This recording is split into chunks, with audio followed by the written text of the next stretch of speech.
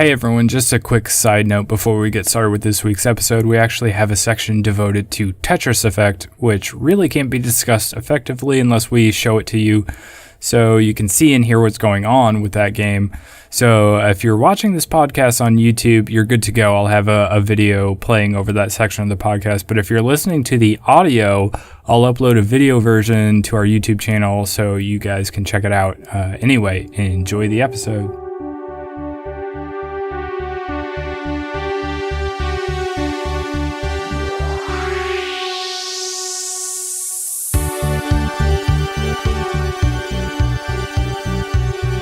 Hello and welcome to episode 23 of Starside Cafe. Starside Chat.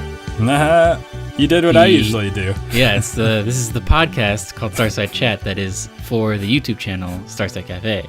My name is Aaron, and I am joined by my co-host Zach. Hello, Zach. Hello. How's it going? It's going well. Thanksgiving is right around the corner, and I have to confess, I am cooking a test turkey tonight because I'm hosting Thanksgiving for the first time.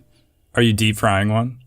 No. That's dangerous. That's very dangerous. No, it's been a whole affair because it had to defrost for a couple of days, and then we brined it overnight, and now we put it in the oven like an hour and a half ago, so it should come out right around the time we conclude this podcast. I'm going to eat a bunch of turkey. I had a very light dinner. Are you going to eat like the entire turkey between now and Thanksgiving and then be sick of it by the time Thanksgiving actually rolls around? It's a very good question because I am planning on making a ton of turkey sandwiches in between this Thursday and next Thursday. Yeah, so I guess we'll see. You're going to get to Thanksgiving and be like, no thanks.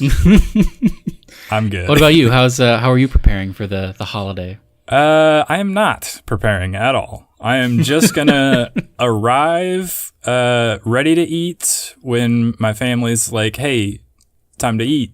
And I'll just eat some food and feel gross for the rest of the day as usual.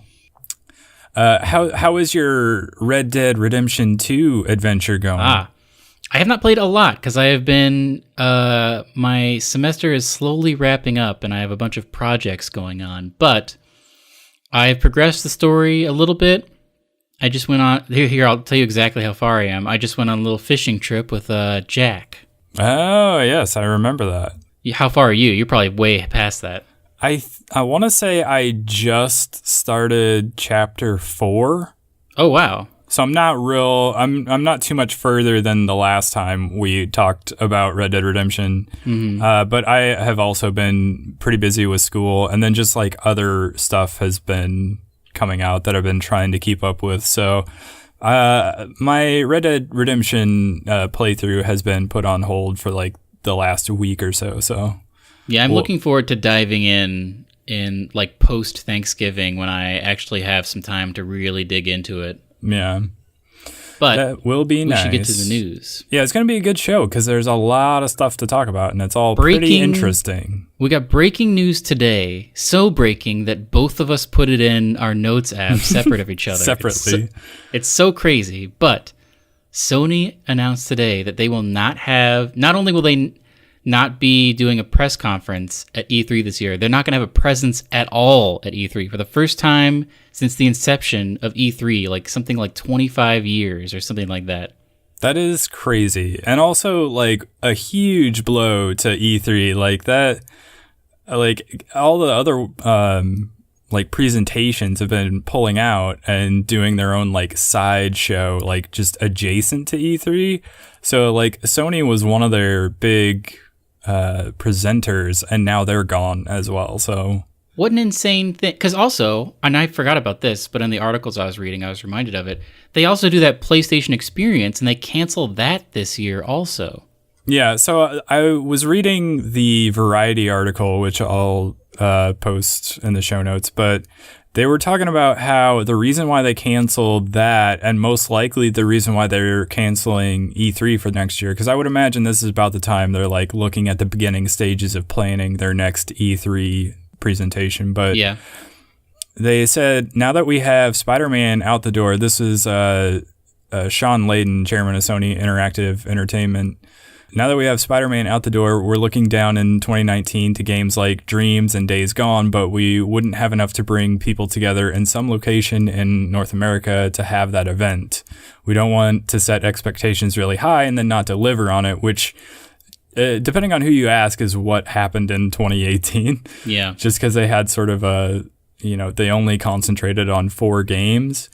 And it makes you wonder, one, like, it feels like confirmation that the PS5 is coming out in 2020, but also that makes you wonder, are games like Ghost of Tsushima, The Last of Us 2, and Death Stranding even coming out next year at all, or are they PS5 games? So this is interesting because I thought the wide speculation was that this coming E3 2019, was where Xbox was going to unveil. The timetable would be Xbox unveils their new consoles at this E3, and then like holiday or next E3 is when they're going to be coming out. And it's crazy that only Xbox would unveil a new console and like PlayStation would not, you know? Yeah. I feel like the last 2 times it's been head to head, and now like Xbox is going to get out ahead of them. That's true. I don't know. This seems really strange to me that not only are they like not doing a presentation at E3, but they're also not. They said specifically that they're not planning on having any sort of presentation around that time either. So even if like I initially was like, oh, they're just gonna, do their own show, just like sort of E3 adjacent like everybody else is doing. And then like if you keep reading these reports about this, they clearly state that that's not in the plans. They're not going to do that. So it is wild to me that they're not going to do anything. And yeah, Microsoft could just like come out swinging and be like, hey, we have all these developers working on exclusive games for us. Here's our next console. And then nothing from Sony at all. That's the thing. Like this past E3, Microsoft definitely won. They had a strong opener. They had tons of games. They had a strong closer. And like you said, Sony really didn't. They showed 4 things. There was a weird interim. Like it was very poorly planned out, it seemed. A man played a flute for a while. Well, there was a venue swap where they had built these 2 separate like studios or stages or whatever. Yeah, that was very unnecessary and had to have cost a lot of money for them to do. But also, like besides that, putting that aside, the previous 2 E3s, Sony, I feel like, won without a doubt. Yeah. Like there was the God of War one, and then the other one, I can't remember. Like they do good like presentations, and then they had this year. But I don't know. I feel like the bragging rights are like, oh, we won E3, and they didn't win last year. But are they just saying like, well, we're not going to try anymore? It doesn't make any sense. Like, why not go to the big game? Well, and here's a question, because initially when Nintendo started doing Nintendo Directs instead of, a big E3 presence, you started to wonder, well, is this the way forward? Is everybody just going to be like, it doesn't make sense for us to do this big, expensive, planned presentation at E3. Why not just release little videos updating people when we're ready to do them? And then everything is controlled. You don't have like this awkward, people trying to play a game in front of a live audience and worrying about hiccups and things like that happening. So people were wondering if that was going to happen with both Microsoft and Nintendo, where they were just going to stop doing presentations altogether and they were just going to go with pre-made videos. And so I wonder if maybe that's what Sony's going to start doing, but they have PSX and they canceled it. So I really hope, like, I love E3. It's my favorite time of year because of the spectacle. I know that it might make more economic sense and be more viable to like parse things out at your own pace. But, just like the tech and all the prep that goes into making those crazy displays, because the stages always look so insane and there's always like crazy lighting effects. It was snowing at one point in one of the press conferences, I remember. Yeah. It's all great. Like there's mixed reality stuff. I hope that this is not a thing where Sony's like, we're not going to do this. And then everybody else is like, oh, that's a decision we can make. Let's also not do this. Well, I mean, that's already been happening. Like, that's a decision that other like studios like Bethesda and EA have already done. Like, that has already been made. The problem is that E3 is just going to eventually cease to be because nobody else is going to be left to do presentations. And well, I hope not. The thing is, like, E3 as we know it may like eventually go away, but since everybody is essentially doing their own sort of E3 thing separately, but like right next door, so sort of adjacent, maybe, E3 goes away and they call it something else, but, everybody just has all these sort of separate but together presentations like right around the same time. As long as I get my like 3 to 4 days worth of press conferences all next to each other, I'm going to be fine. But it's a bummer because I always look forward to Sony's because, I mean, we both have PlayStations. Yeah. And, I still like Microsoft's because I like, the surprises and the one more things. But I like for my console to be represented. Yeah, I keep waiting for them to say, okay, we're not going to have an E3 press conference, but we're still going to do this. So it could still happen that they have something to show off, but I can't imagine they don't show anything at all, like all next year. What if this is a smoke screen? Like, what if this is a baller move where, like, a day before, they're like, guess what? Check this out in 24 hours. And then they unveil the PS5 like 2 hours before Microsoft's press conference. Oh, so you mean they're trying to like steal their thunder? Yeah, this is a total smoke screen, and they're just going to constantly say like, we don't have anything planned. We don't have anything planned. Like a week out, we're going to start hearing rumors like, hey, some weird company no one's ever heard of has rented out this venue right around wherever they do E3, and no one is pretty sure. Like maybe it's Sony. We don't know. All the press show up. It's Sony. They actually do have something, and they're like, guess what? PS5. That would be crazy. That would be crazy, but I think that's wishful thinking. If their whole press conference was a one more thing, taking it to the next level, Zach. But then it's not one more thing anymore. It's everything all at once. But, one more everything. Yeah, everything is one more, but... Oh my God. I hope that happens. That would be cool, but I do want them to still have some sort of a presence around that time. They're definitely indicating that they're not. Also, it's so crazy they wouldn't rent space on the floor. Yeah, even to just like show off the games they have left to come out on PS4 before PS5 launches. It just seems Well, I mean, what if the opposite? What if we don't hear anything about the PS5 this year? Honestly, it wouldn't surprise me if we heard nothing about the PS5 this year. Man, that would be insane. Well, and part of that is because everything I've seen from like rumors from industry insiders and like gaming journalists, they all are pointing to a 2020 PS5 release. So I'm pretty sure them backing out of E3 for 2019 is basically just confirmation of that. Do you think you don't, if you have a console that you're about to release a few months later, you don't back out of the biggest like for sure show in games. So do you think they'll be back ever? Or do you think this is it? There are no more E3s for Sony? I don't know. That's the question moving forward. Like, what are they going to do instead of that is question one. And question two is, will they ever be back at E3? And I don't know. Maybe they are planning something crazy like you say, and I kind of hope that they are, but I don't know.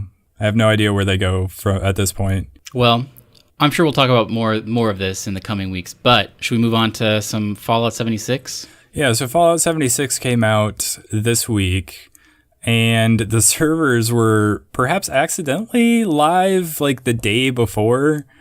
But there was like supposed to be a day one patch that I guess was not active, so people were playing Fallout 76 ahead of schedule, but they were maybe not playing the version of it that Bethesda intended. But anyway, that is just a small story that may have been more interesting if we recorded earlier in the week. But well, I mean, we can skip ahead a little bit and kind of roll into engine talk if you like. Yeah, maybe that's a good idea. So Bethesda sort of not officially came out and said that they are still using the same engine as Fallout 76 for Starfield and Elder Scrolls 6. And it's become this whole big controversy because a lot of people are not super into the current engine that Bethesda's using because it feels kind of old. And Fallout 76 has a lot of like technical limitations as a result of it. Like, I think the frame rate is typically not very good in the game, especially on console. And even on like powerful PCs, it seems to be capped at like around 60. And most people, especially with really high-end gaming PCs, like to run their games at much higher frame rates than that. And most games will allow them to do that, but the engine seems to be the problem with Fallout 76. But yeah, so it's been this whole big thing. Although I did link an article where Kotaku's talking about how the controversy over the game engine is kind of misguided, specifically because people say, you know, when we talk about a game engine, we think of it as like this one piece of hardware that a company uses to build a game. And you want like the best possible version of that. But the truth is that a game engine is so much more than like one thing. It's a lot of different pieces that go into what a game engine actually is. So the fact that like a game engine isn't made up by like a single program or piece of technology. It's like a collection of software and tools and everything that's sort of constantly changing. And Bethesda has been making sort of upgrades to it as they go, their whole process. And you can tell that even with Fallout 76, like the lighting and the textures and the sort of outdoor foliage look so much better in Fallout 76 than in Fallout 4. But there's still a lot of technical limitations, so I don't really know what the answer is, honestly. It's interesting because I agree with you. I mean, a good example is months and months ago on a podcast, I remember talking about how I think it was like Mario Rabbids is on the same engine as The Division, which is crazy to me. Yeah. So definitely, like, it's basically just a framework. But having said that, playing even like Oblivion and then playing Fallout 4, you can tell it's kind of the same engine. There's like the floaty-ish jumping and this similar physics and, you know, like hold E to pick something up and things like that. And just kind of whip it around and like play with the physics. I don't know. I'm not sure what I want from an Elder Scrolls 6. I want deeper systems, I think. I don't know. I feel like in a lot of ways, Fallout 4 was a straight line from Fallout 3. It was different in some ways, but very, very similar in other ways. And I want a departure, I think, with Skyrim and especially, not Skyrim, Elder Scrolls 6, whatever it's called. And especially Starfield. Especially Starfield. Yeah, I'm with you on that one. I don't want it to be a thing where I can use the same glitches. It just feels like Fallout, but in space. Exactly, yeah. I don't want there to be some sort of VAT system. I want, like, I guess I don't know I'm not sure what I want, but I don't want the same old stuff, you know? I almost want a new engine, even though that's what we're talking about, but... Yeah. I don't know. I mean, maybe I think that's what everyone wants, and that's why this is a controversy in the first place. But it'll depend on how much they change it. I mean, as long as I don't really care super about graphics, it could look all blocky and not realistic, and I would be fine with that. It's just like I mean, to me, and I think to a lot of people, frame rate is more important than like super high resolution and like crazy realistic graphics. And the fact that Fallout 76 literally is so technically limited that it can't deliver on that the way people want is sort of the thing that they're taking issue with, regardless of whether people are using the term engine correctly.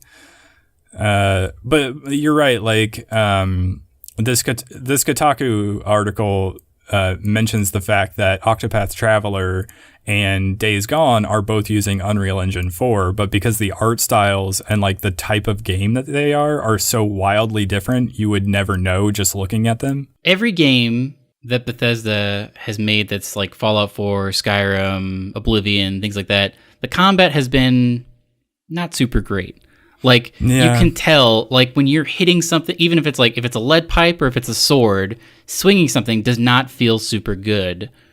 Stealth is very similar, like, in that engine in all of their games. And I just want, I don't know, I want deeper systems, I guess. I want changed, more unique. Like, Well, yeah, I feel like I already know what it's going to be like to pick a lock, you know? Yeah, that's true. And we definitely know that, especially because I've played a lot of Skyrim and even Fallout 4 didn't feel too far removed from that. And yeah, like a lot of the combat, especially when it's melee and just like the third person mode in those games, do feel very clunky and clumsy. But yeah, so it would be nice if they would sort of, I don't know if they need a new engine to totally redesign the way that works to make it better than it is now. But so I guess we should say, like, the reason why this is becoming such a big deal online is because in some interview, Todd Howard was quoted as saying, "For Fallout 76, we have changed a lot. The game uses a new renderer, a new lighting system, and a new system for the landscape generation. For Starfield, even more of it changes, and the Elder Scrolls 6 out there on the horizon even more." So I don't know if they've since confirmed. They might have, and I just haven't seen it. But I have two wishes for these next two Bethesda games. Something that feels very antiquated and was still in Fallout 4. Every time you go into a building, there's a load time. Even in Breath of the Wild, they got rid of that. Like Red Dead Redemption, there's no load times. I want seamless going into buildings, going into caves, dungeons, whatever. I feel like there was so much cheap stuff you could do where you could run from someone and then just like load into another zone and they wouldn't be there. Also, I want combat and spells to be more interesting. Yeah. Or whatever Starfield has. That would be nice. Yeah, we don't know if there's going to be that in Starfield or not. There may be, there may not be. But yeah, I think you're right. I think most of us want there to not be loading screens whenever you're entering a building or anything. Imagine, like, think about that. That's crazy. Well, but how would that work in like a space RPG? Do you think you're going to have a spaceship in Starfield? Or do you think it's all going to take place on one space station / planet or something? Who can say? I kind of hope there's a spaceship and you're traveling around, but how big? Like, that would be crazy. I would like that. I want it to be giant, but also, like, I don't want to load, like, every Bethesda game, you just like open a door and then you're looking at a character model for like 30 seconds and like spinning it around. Like, I'm done with that. You know, I want there to be, that's the main thing. Like, I was expecting, especially since it's probably going to be next gen, I was like, oh, they have been working on a new engine and it is going to be crazy. They've been using the same engine since Oblivion and it's going to be great. But that's not the case. But I don't know. I mean, maybe you're right. Maybe it's not I guess it remains to be seen. Yeah, I mean, I'm in wait and see mode because we don't really know what Starfield is gonna be anyway. So it might be fine that they're not changing the engine. Again, that's like a blanket term, but they're using the same methods essentially to make Starfield, and they're just sort of updating things as they go. I'm hopeful that it's good because I really want Starfield to be good. And like, to be honest, like, I know the loading screen thing is annoying, but I like Bethesda games. Yeah, I mean, I always that's true. have. So, I mean, I'll probably be fine with it and play those games anyway. 100%. Like, I don't know. I guess I'm in wait and see mode too. I'm cautiously optimistic, but should we shift gears? Yeah, I don't know how you segue to the next thing we have to talk about, so go for it. Zach, there's going to be a Pokemon movie, but it's not going to be the story of Ash. It's not going to be something where it's some kid being like, I want to be a Pokemon trainer. I'm going to catch a bunch of Pokemon, and then there's going to be the Elite Four. It seems like a mix between Blade Runner and like Zootopia almost. I'm not really getting the... that's a metaphor my friend came up with. I'm not really getting the Blade Runner vibes. Like, I get that it's at like a they were like walking around in the streets sort of a thing at nighttime, and it was point. like raining, and there were like noodle stalls. Yeah, I guess I can see that, but I mean, I don't know if that necessarily gives it Blade Runner vibes, but I mean, that first shot where he's walking into Rhyme City was like... Well, so here's a question. What do you think of when you think of Pokemon? Pikachu? Sure, but you think of sort of rural, outdoors, you think of Kanto. Countryside. Yeah, you think of Kanto. You think of sort of nature. You think of going out in the woods and finding all these creatures and everything. You don't think of downtown big city, and you definitely don't think of Pokemon talking with a human voice. Like, why would this be the first Pokemon movie they make? It's interesting because they didn't go for what everyone would expect. They didn't go for, the story of a trainer or whatever. They went with this weird side story, which is of like a pre-existing property, which is Detective Pikachu, which I guess is games and maybe also a comic. I'm not sure if it's an I know anime. it exists. I don't know anything about it though. But it's very interesting. And actually, so I will say, canonically, Pikachu can talk. Really? Well, I mean, in like a human voice? Yes. That happened in the last movie and it blew everyone's mind. What? Yeah, they were like, I don't know the context, but Ash was like, Pikachu, why don't you ever want to get back in your ball? Cut Pikachu. And Pikachu literally says in a human voice, because I always want to be with you. There's a great video of people watching it in theaters, and Pikachu says that, and the theater explodes with people being like, what is going on? Well, so did the voice sound like an adult male voice, or was it like... No, it sounded like a child's voice. It sounded like Pikachu, right? Like the voice... I remember when this was first announced, there was a big campaign, or at least a rumor, that Danny DeVito was going to be the voice of Pikachu.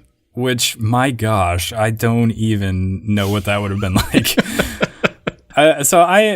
Here's the thing. Like, you're fine anti with this trailer. I'm fine with this in theory. I think it looks better than anyone expected it to. And I like the idea that it's a live action Pokemon movie. But I kind of also at the very same time hate every time I hear Deadpool's voice coming out of Pikachu. See, I don't associate Ryan Reynolds as Deadpool as much as... I do, like, so much, and I can't not be like, when is, Ryan Reynolds gonna make a joke in the next Deadpool movie about how he played Pikachu? And 100% that's gonna happen. Like, why, like, I don't know. This seems wrong to me on some level. It's interesting, because, like, this posits a world, if this is successful, which I feel like it's gonna be, because everyone loves Pokemon and everybody loves Ryan Reynolds. He's like on a hot streak right now. I feel like I also read a rumor that he's going to be in some movie where he discovers that he is a background NPC in someone else's video game, which seems like an interesting... that sounds cool to me, but like... What I'm saying is, like, he gets it. He's like picking the right projects, and like America, the world, is having a love affair with Ryan Reynolds because of his like ability to pick projects where he can sort of play the same character over and over again. Well, and I like Ryan Reynolds, but to a point, like, people will eventually get tired of him just picking the same kind of role over and over again. It's a little bit like you watch a Tim Burton movie, you're like, Johnny Depp's in this one too. What's Grindelwald gonna do this time? Yeah, I don't know. Which, by the way, that came out tonight, and I've heard terrible reviews about it. Oh, really? Franchise killer, I've heard. Well, they've got to make like 20 more of these movies. I don't know if you know this. Also, that whole series is based on like some book that was referenced in like the Harry Potter. Like, it's based on nothing. She's writing it, isn't she? Isn't J.K. Rowling writing it? She is, but she's like, they picked it up because originally this was just like a book that was in the Harry Potter universe. And she's like, I'm going to flesh this thing out. And now it's going to be like 20 more movies, but I don't know. So you're overall cold on this trailer. Is that correct to say? I don't know. I have very mixed feelings about this, and part of me thinks it might be fine. Like, I think it might have a nice sense of humor. The trailer seems to have a nice sense of humor. The main actor, who's like he's not really a child, I guess, but the sort of the main character of this seems like, a solid actor who's not like doing this dumb, campy thing that a lot of people may have expected him to do. So it seems like they're kind of treating it a little bit more, not like seriously, but it's like not full on camp, which is like they could have gone full like this is for kids, but I think they realized like a bunch of people grew up with Red and Blue are now like our age. Yeah, well, that's the thing about Pokemon is it's been around for so long that half the audience is children who are just discovering Pokemon, and the other half are now adults who've grown up with the series, and so they have to kind of adhere to both audiences, and this does a pretty, just from the trailer alone, if I'm like being objective about it, they did a good job with it. I think so. I'm excited to see this. Side note, are you excited for that Alita Battle Angel? Is that the one? I always forget. I think I know what you're talking about. They came out with a new trailer earlier this week. I think it's the final trailer. It's the one with Christoph Waltz, right? And yeah, he is like a guy and he finds the girl with the big eye robot. Yeah. I haven't seen the new trailer, but I'm aware of it. Are you interested in that at all, or is that something you feel like you're going to pass on? I would watch it. I don't know if I'll end up seeing it in the theater or if it'll be like a rental later. It depends on if I can get somebody to go to it with me, and knowing most of my circle, they probably will not be into going to that movie, so. It looks like what I wanted, and I haven't seen this, it looks like what I wanted Ghost in the Shell to be. Like, I like that futurist, I can see like that. Body modification cyborg type deal. And also, I love a story. This is like, it makes sense because it's based on an anime. But I love a story where there's just like one person who's coming into a situation who's super powerful, like the Goku effect, basically, where people are like, who are you? And then you just start taking names. And it seems like that's what this girl is she's like some crazy prototype and she just like can't lose, which I'm very interested in. And the CG does not look super annoying. That's what made me think of that, is like, I'm sort of on board for the Detective Pikachu CG. Like they made Pokemon furry, which people are it's controversial. Yeah, mixed it up. Yeah, there's mixed. But like Jigglypuff, there's a shot of Jigglypuff who has tufts of hair. Yeah. But I don't know. I feel like CG is in an okay place right now, as long as they're not trying to completely CG a person like they did in Rogue One. Yeah, well, so there was, like, for a long time, people were over-relying on CG, and people, like, audiences were getting angry about it, and they were just not into it. And so it was this big thing to, bring back practical effects, and now we're hitting, like, a nice midpoint where, like, the CG, the technology for that has actually gotten to the point where you can make convincing CG characters, but also not only relying on CG the entire time. So movies are looking better than they have in recent years.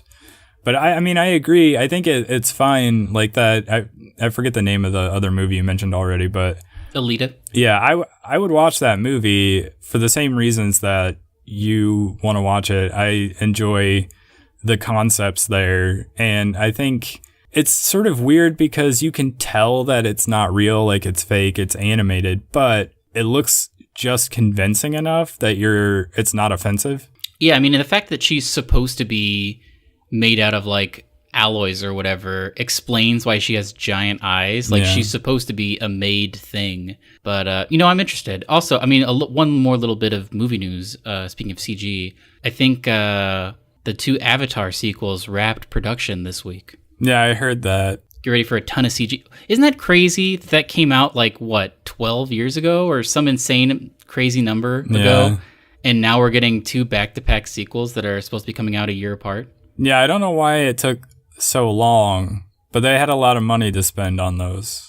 So I guess it takes long when you have to spend that much money on stuff. I think one of them is completely underwater. Is it? I think it's the oceans of Pandora. Is Aquaman there? I mean, wouldn't that be a crazy reveal? You know what else I read? This is 100% not going to happen. But what if this happens, Zach? What if Detective Pikachu ends? It was a good movie. The credits roll. Post-credits scene.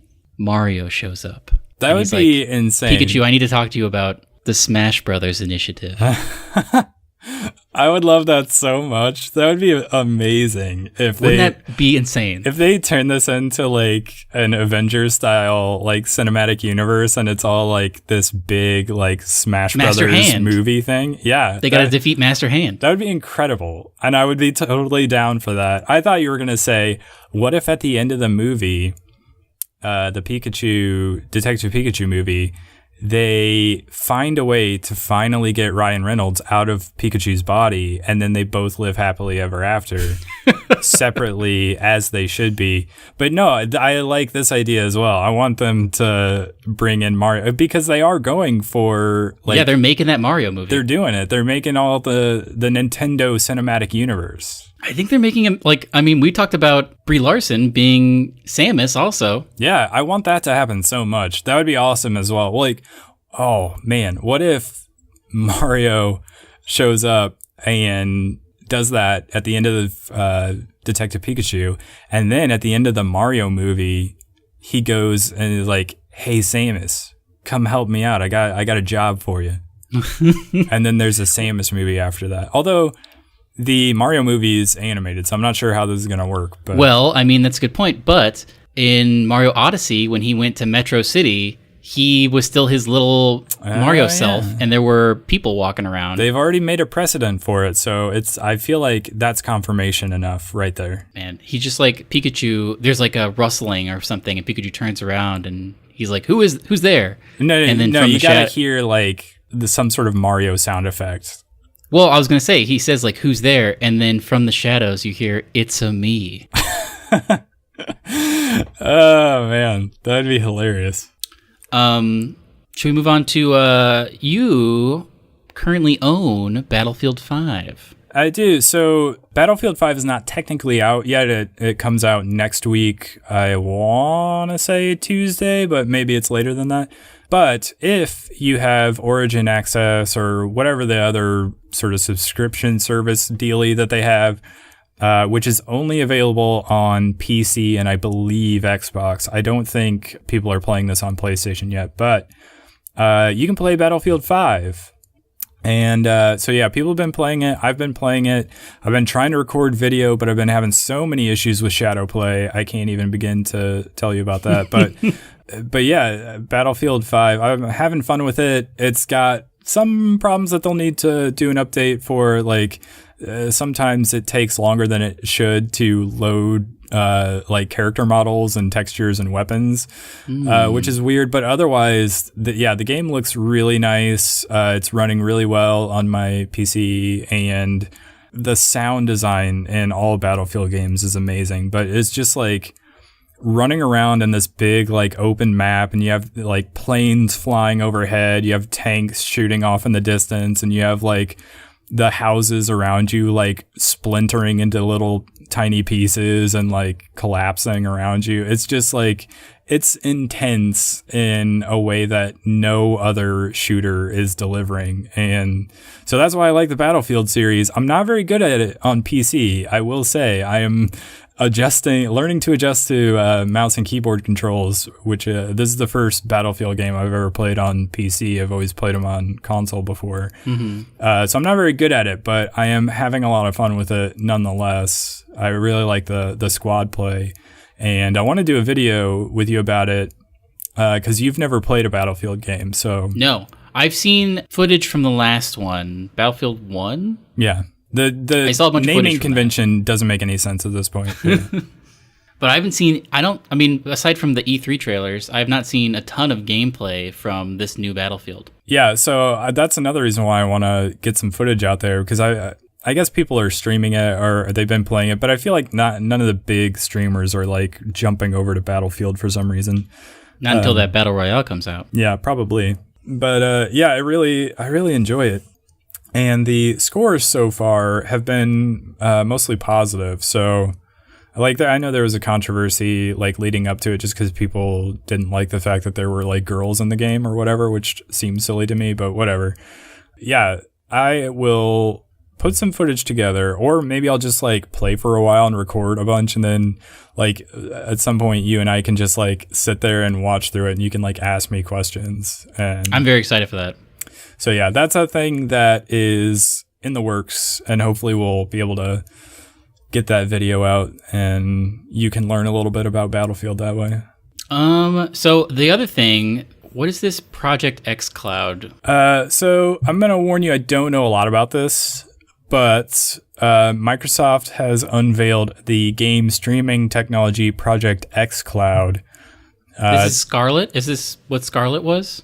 I am not sure. Like, again, I don't know a lot about this. This was announced on Monday. It's just a global game streaming technology. I think this is really interesting stuff. They're testing it out. This is basically Project Stream. This is Google's Project Stream. Yeah, this is Microsoft's version of Project Stream, essentially. And the takeaways from this is that we're working towards a future where you will not be buying like consoles every 5 to 10 years. You're just going to like, pick up your phone and you'll have like sort of a Netflix style streaming service where you can start a game on your phone and then you'll go home and you'll pick up a controller and continue where you left off on your smart TV or go play on your computer. It's that kind of a thing.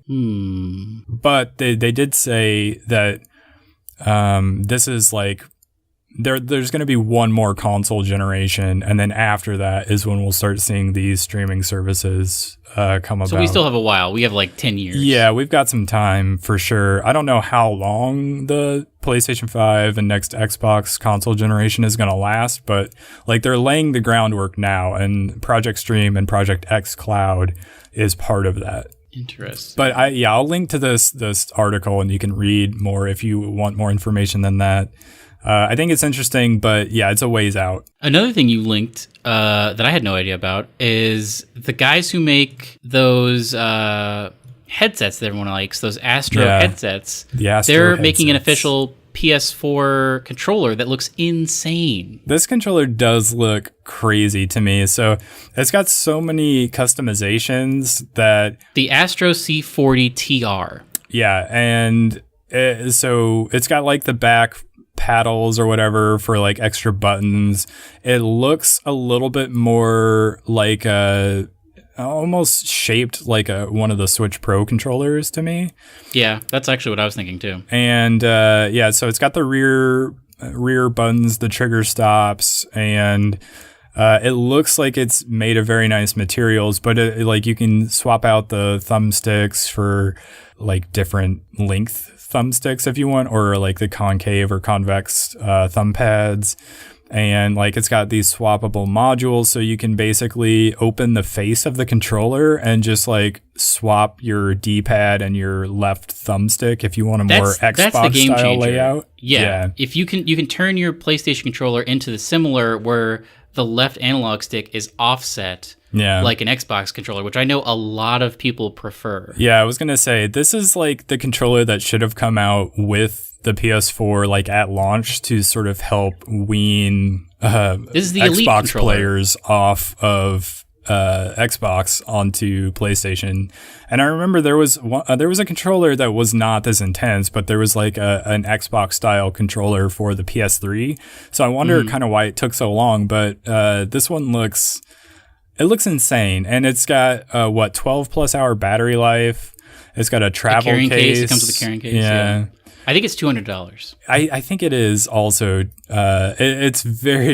These are very expensive, but I mean, this is like, and I would assume you could plug this into your PC and use it as well. So I mean, it's not like, well, now I can only use this very expensive thing if I want to play my PlayStation games, but. We'll link to that. The video, you'll watch the video. It looks pretty crazy. Definitely check the video out. Yeah. Next up, I want you to get a sense of what this game is like that I've been playing recently.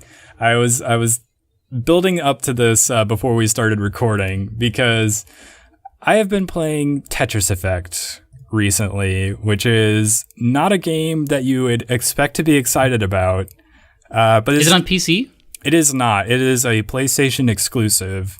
Okay. But this is not your average Tetris game. So stick with me. I'm going to start watching this video you sent me. Yeah. Let me pull this up as well so I have this running.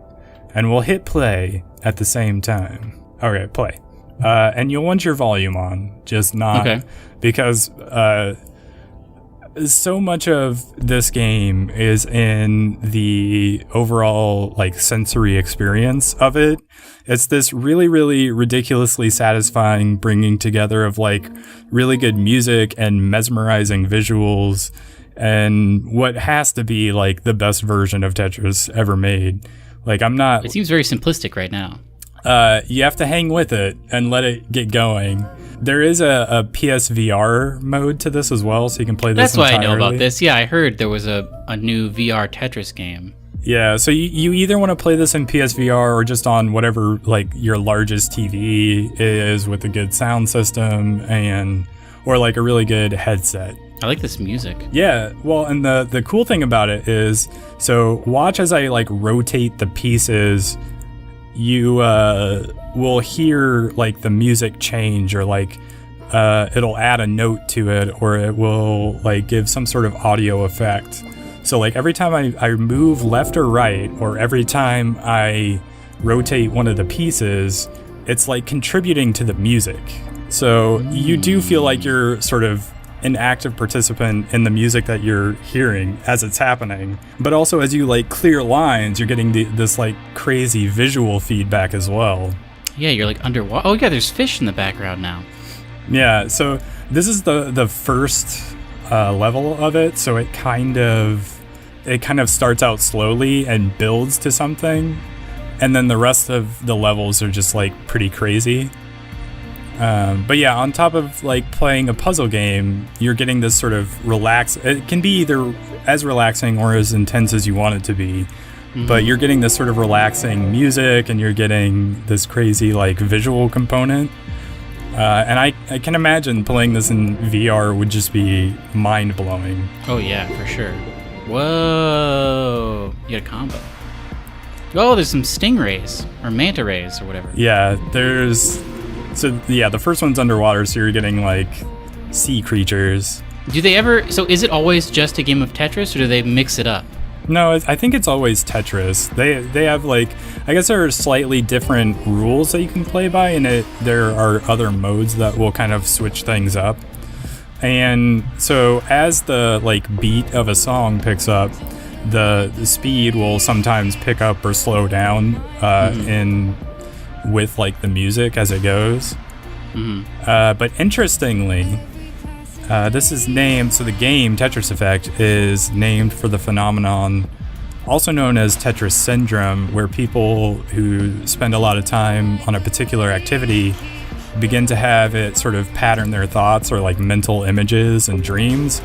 So like people will start thinking about how shapes fit together in the real world. Like if you're at the grocery store and you see all these boxes on the shelf, or they'll like dream about falling tetrominoes when they're sleeping, or like when they're about to go to sleep, they'll sort of see them as they have their eyes closed. And there have been actual studies done to show that playing Tetris leads to like a thicker cortex and increased brain efficiency.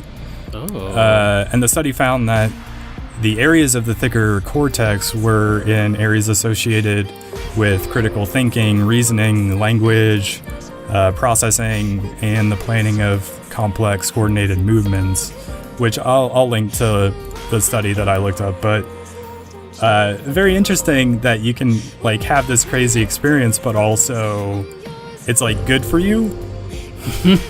Like apparently playing this game is good for your brain, and I think there've also been studies on how it's like helped people with PTSD, and I find that all very interesting. Yeah, this is very fascinating. But it's very beautiful to watch as well.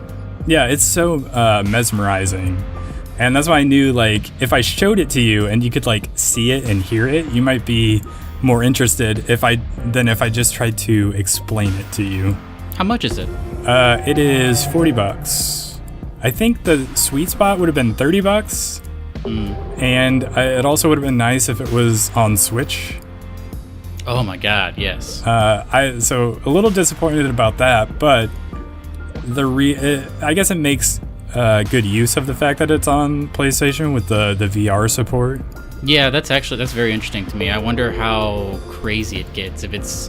I assume that's like just like all these fish being all around you. I could see that being very intense, especially this part right now that's happening. Yeah, and maybe we'll move forward a little bit in the video so you get to. This was just another one of the levels I played because I kind of like the music, and it's kind of this like bubbly thing that's going on, and every time you rotate it, you get this, like, the sound design in this game is just so satisfying. Like, every time you rotate a piece, the way it, like, makes a sound effect, or every time you, like, snap it into, like, the other pieces. We're gonna get into the Game Awards list, I think, at some point.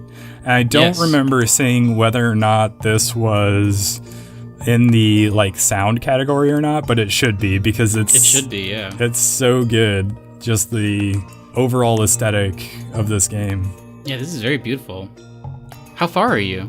I think I've almost completed the journey mode, which is, like, I guess the equivalent to, like, a story mode.